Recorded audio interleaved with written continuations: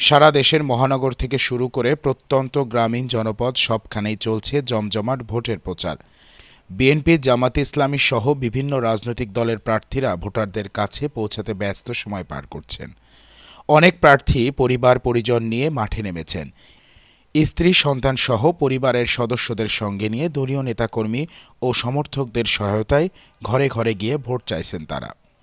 কে কত বেশি ভোটারের কাছে পৌঁছাতে পারবেন তা নিয়ে চলছে প্রতিযোগিতা। বিএনপির প্রার্থীরা বলছেন, ধানের শীষ উন্নয়ন, অগ্রগতি ও গণতন্ত্রের প্রতীক। শহীদ প্রেসিডেন্ট জিয়াউর রহমান ও সাবেক প্রধানমন্ত্রী বেগম খালেদা জিয়ার নেতৃত্বের ধারাবাহিকতায় তারেক রহমান এই প্রতীককে সামনে রেখে রাজনীতির মাঠে নেতৃত্ব দিচ্ছেন, এমনটাই দাবি তাদের।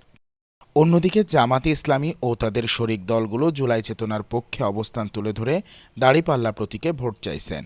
তাদের দাবি, জামাত নেতৃত্বাধীন জোট ক্ষমতায় এলে ফ্যাসিবাদের অবসান ঘটবে এবং সমাজ থেকে বৈষম্য দূর করার কার্যকর উদ্যোগ নেওয়া হবে। এবার নির্বাচন কমিশনের নির্দেশনায় পোস্টারবিহীন ও সাদা কালো প্রচারণা চালানো হচ্ছে। ব্যানার ও লিফলেটও ব্যবহার করা হচ্ছে সাদা কালো রং। তবে এই সীমাবদ্ধতার মধ্যেও ভোটারদের দৃষ্টি আকর্ষণে ভিন্ন কৌশল নিয়েছেন প্রার্থীরা।